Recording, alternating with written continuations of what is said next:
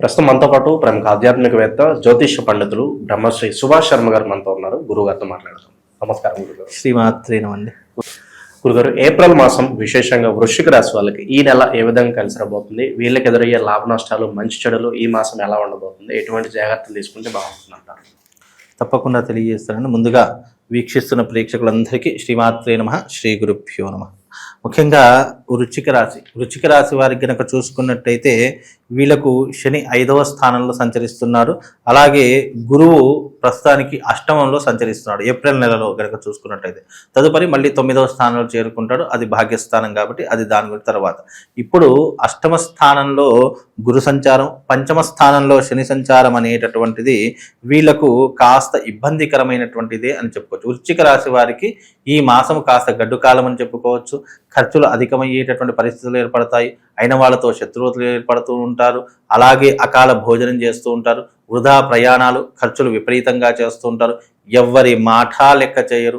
అష్టమంలో మళ్ళీ గురు సంచారం అనేటటువంటిది కూడా అష్ట కష్టాలకు దారి తీస్తూ ఉంటుంది. ఏదైనా పని సాధిద్దాము లేదా ఏదైనా పని చేపడదాము అని అనుకుంటారు. చేతి దాకా వస్తుంది కానీ నోటి దాకా అందదు. ఇదిగో వస్తుంది అదిగో వస్తుంది అంటే ఒక మాయాలోకంలో, ఒక భ్రమలో ఉంటారు తప్ప చేతి దాకా అందొచ్చేంత వరకు అది గ్యారంటీ లేకుండా ఉండేటటువంటి పరిస్థితులు వీళ్ళ జీవితంలో ఏర్పడతాయి. పంచమ స్థానంలో శని సంచారం అనేటటువంటి పుత్ర నష్టాన్ని కలిగిస్తుంది. అంటే పుత్ర నష్టం అంటే దీంట్లో 2 రకాల అర్థాలు ఉంటాయి. అయితే పుత్ర శోకం కావచ్చు, పుత్ర నష్టము కావచ్చు. శోకం అంటే పిల్లలు చేసిన తప్పులకి తల్లిదండ్రులు శిక్ష అనుభవించడము, లేదు పిల్లలు ఏదైనా పొరపాట్లు చేయడం వల్ల ఆ యొక్క ఇబ్బందులు ఏవైతున్నాయో తల్లిదండ్రుల మీద భారం పడడము, ఇలాంటివి ఎక్కువగా జరిగేటటువంటి పరిస్థితులు వృశ్చిక రాశి వారు ఎవరైతే ఉన్నారో వాళ్ళ జీవితంలో ఏర్పడుతూ ఉంటాయి. అంటే ఉదాహరణకి వృశ్చిక రాశి తల్లిదండ్రులు అనుకోండి, పిల్లలది వేరే రాశి. పిల్లలు చేసిన తప్పులు తల్లిదండ్రుల మీద పడుతూ ఉంటాయి. లేదా పిల్లలదే వృశ్చిక రాశి అయి ఉన్నదనుకోండి, వాళ్ళు లేనిపోని మద్యం మత్తులో ఇరుక్కోవడము, స్త్రీల వ్యసనాలలో పడిపోవడము, లేదు అంటే డ్రగ్స్కి లేదా ఈ యొక్క మత్తుకి బానిస కావడము, ఇలాంటివి ఎక్కువగా జరిగేటటువంటి సంఘటనలు ముఖ్యంగా ఈ యొక్క వృశ్చిక రాశి వారి యొక్క జాతకం మీద పడేటటువంటి ప్రభావాలు ఎక్కువగా కనిపిస్తున్నాయి. ఎటువంటి వ్యాపారాలు కలిసి వస్తాయి అంటారు? పార్ట్నర్షిప్ జోలికి వెళ్తే ఎలా ఉంటుంది అంటారు పరిస్థితి? వృశ్చిక రాశి వారు పార్ట్నర్షిప్ బిజినెస్ చేస్తే గనక వీళ్ళ జీవితం అంతా సర్వనాశనమే. కాబట్టి వృశ్చిక రాశి వారు ఎప్పుడు కూడా పార్ట్నర్షిప్ బిజినెస్ చేయకండి. ఎందుకంటే వృశ్చిక రాశితో పార్ట్నర్ బిజినెస్ చేస్తే కోపం, ఆవేశం పెరిగిపోతుంది. లేదు ఇద్దరి మధ్య గొడవ వాతావరణం పెరిగిపోతుంది. లేదు అని అంటే కనుక వాళ్ళకి ఎప్పటికీ కూడా గొడవలు అంటే తొందర కలిసి ఉండేదానికంటే విడిపోవడానికే కారణాలు ఎక్కువగా జరుగుతూ ఉంటాయి. కనుక పార్ట్నర్షిప్ బిజినెస్ వృశ్చిక రాశి వారికి కలిసి రాదండి. అయితే పార్ట్నర్ పెట్టుకున్న వ్యక్తి మోసం చేస్తారు, లేదా పార్ట్నర్ చేసుకుంటే బాగుంటుంది అనుకుని మోసపోయేటటువంటి లక్షణాలు ఎక్కువగా ఉంటాయి. కాబట్టి పార్ట్నర్షిప్ బిజినెస్ అస్సలు వద్దు వృశ్చిక రాశి వారికి. ప్రస్తుతానికి మరి ఎటువంటి పరిహారాలు చేసుకుంటే వీళ్ళకి బాగుంటుంది అంటారు? వృశ్చిక రాశి వారికి గ్రహస్థితి అనుకూలంగా లేదు కాబట్టి ఈ మాసము వీళ్ళు ఏదైనా పరిహారం చేసుకోవాలి అని అనుకుంటే గనక ముఖ్యంగా వీళ్ళు వైష్ణవతంత్ర కుబేర యాగం అనేటటువంటిది ఒకటి ఉంటుంది. లేదు అంటే వృశ్చిక రాశి వారికి మంగళ చండీతంత్ర ప్రయోగ సాధన అనేటటువంటిది ఒకటి ఉంటుంది. ఈ రెండిట్లో ఏది చేసుకున్నా వీళ్ళకి కలిసి వచ్చేటటువంటి అవకాశం ఉంటుంది. ఇంకా బెటర్గా ఉండాలి అంటే కోర్టు కేసులు కావచ్చు, పోలీస్ స్టేషన్ వ్యవహారాదులు కావచ్చు, వృత్తి వ్యాపారాదుల్లో కావచ్చు, ఏమైనా ఇబ్బందులు ఉన్నాయి, అయ్యా మాకు ఈ పరిస్థితులన్నీ కూడా క్లియర్ కావాలి అని అంటే ఈ రకమైనటువంటి యాగం చేయించుకోవడం వల్ల కాస్త ఉపశమనం కలిగి వీళ్ళకు కాస్త ఇబ్బందులు తొలగిపోయేటట్టు. వీళ్ళకి ధనపరంగా ప్రస్తుతానికి ఆర్థికంగా ధనం నిలబడాలంటే ఏం చేస్తే బాగుంటుంది? ప్రస్తుతానికి అయితే ఇప్పుడున్న పరిస్థితుల్లో ఆర్థికపరమైనటువంటి ఇబ్బందులు అయితే చాలా మటుకు ఉంటాయి. ఆర్థిక పరంగా ఇంకా లాభ పొందడం అనేటటువంటి ఇంకా వీళ్ళ జీవితంలో స్టార్ట్ కాలేదు. వాళ్లకు ఆఫ్టర్ ఎప్పుడు అని అంటే గనక జూన్ 1వ తారీఖు తర్వాత కాస్త గ్రహస్థితి మారేటటువంటి పరిస్థితులు ఏర్పడతాయి. కనుక వృశ్చిక రాశి వారు ప్రస్తుత కాలంలో కాస్త జాగ్రత్తగా ఉండండి. అనవసరమైనటువంటి విషయాల్లో కలగజేసుకోకండి. పెద్దవాళ్ళకు గౌరవం ఇచ్చేటువంటి పరిస్థితులు ఏర్పరచుకోవాలి. ముఖ్యంగా డబ్బులు అనేటటువంటివి చాలా జాగ్రత్తగా కాపాడుకోవాలి. 100కి 99 తప్పులు మనం చేస్తాము, 100వ తప్పు భగవంతుని మీద వేస్తాము. అయ్యా నాయన నా కర్మ ఇలా రాసామని. కానీ చేతులారా తప్పులు మనమే చేసుకుంటాము, అన్నీ మనమే చేసుకొని కర్మ మనమే అనుభవిస్తాం. కాబట్టి కాస్త జాగ్రత్తగా ఉండండి. డబ్బులు దాచుకునే ప్రయత్నం చేయండి. అలాగే మీకు ఏదైనా గోల్స్ ఉన్నా, ఆపర్చునిటీస్ ఏదైనా ఉన్నా దాన్ని సరిగ్గా యూటిలైజ్ చేసుకోవడానికి ఏం చేస్తే బాగుంటుందని సలహాలు సూచనలు తీసుకునే ప్రయత్నం చేస్తే అన్ని రకాలుగా బాగుంటుంది. ప్రస్తుతానికి వీళ్ళకి ఏదైనా టర్నింగ్ పాయింట్ ఏదైనా ఉందా? అది గుడ్ అవ్వచ్చు, బ్యాడ్ అవ్వచ్చు, ఏదైనా కూడా ముఖ్యంగా వీళ్ళకి టర్నింగ్ పాయింట్ ఏదైనా అంటే గనక జూన్ 1వ తారీఖు తర్వాత టర్నింగ్ పాయింట్ వచ్చే అవకాశం ఉంటుంది. ఆగస్ట్ ఆర్ సెప్టెంబర్లో వీళ్ళ జీవితంలో ఒక మహర్జాతకం అంటే ఆకస్మిక ధనలాభం కావచ్చు, లేదా పెద్ద డీల్ ఏదైనా వచ్చేటటువంటి అవకాశాలు ఆగస్ట్ ఆర్ సెప్టెంబర్లో ఈ యొక్క వృశ్చిక రాశి వారికి ఏర్పడుతుందండి. శుభకార్యాల పరిస్థితి గురుగారు ప్రస్తుతానికి వీళ్ళు జూన్ 1వ తారీఖు తర్వాత శుభకార్యాలు అంటే వివాహాది గృహప్రవేశాలు చేయడం కానీ, ఉపనయనాది ముహూర్తాలు చేసుకోవడం కానీ, ఇంట్లో ఏదైనా పార్టీలు ఫంక్షన్ లాంటివి ఏర్పరచుకోవడం కానీ ఇలాంటివి తప్పకుండా చేస్తారు.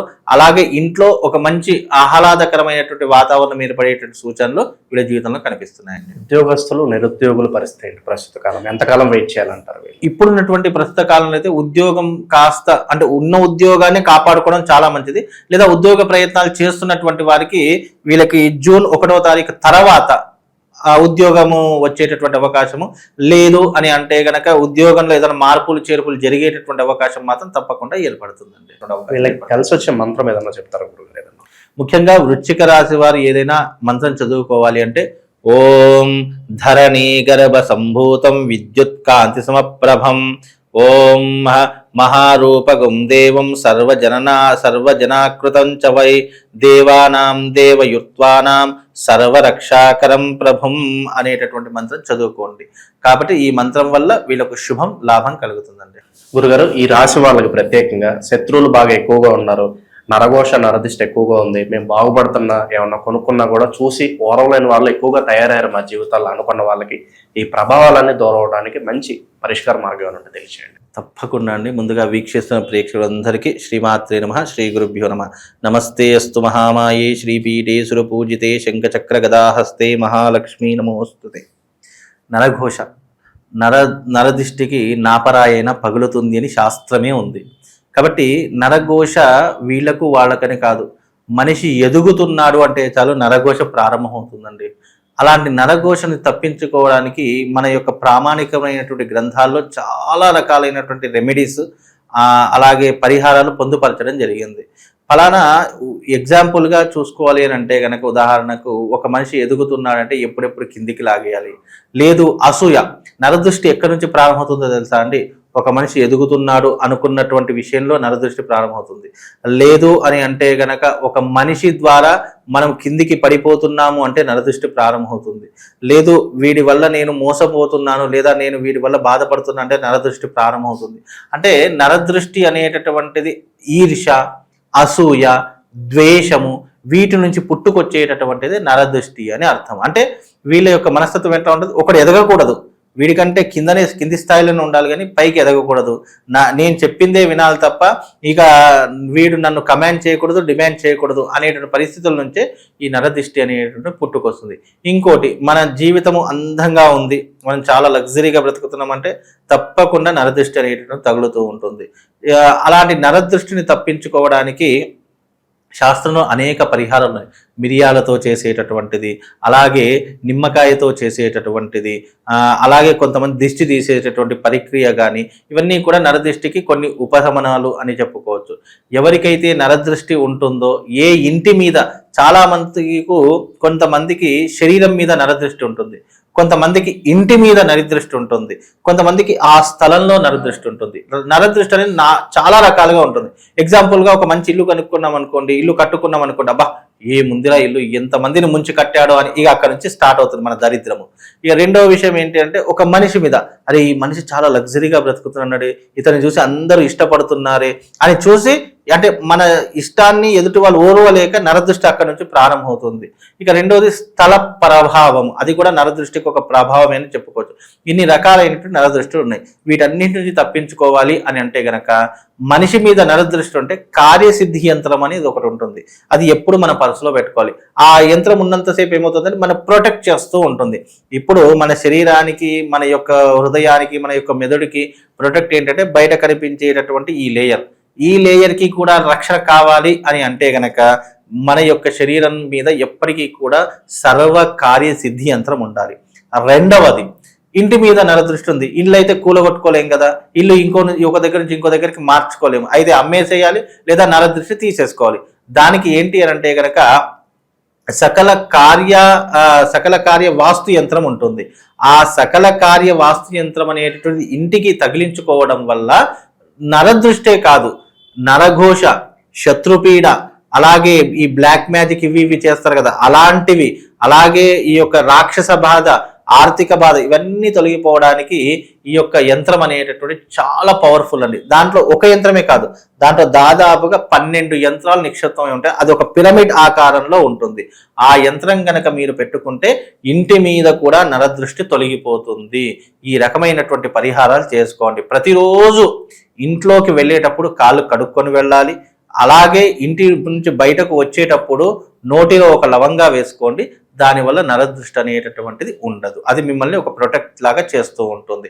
అలాగే ఈ యొక్క నరదృష్టి వల్ల ఎవరైనా బాధపడుతున్నారు, ఇంటి మీద నరదృష్టి ఉందా, శరీరం మీద నరదృష్టి ఉందా తెలుసుకొని ఈ పరిహారాలు చేసుకుంటే కొంతవరకు మీకు ప్రొటెక్ట్ కలిగి కొంతవరకు మీకు ఉపశమనం అనేటువంటి కలుగుతుంది. మంచి విశ్లేషణ అందించారు. ధన్యవాదాలు.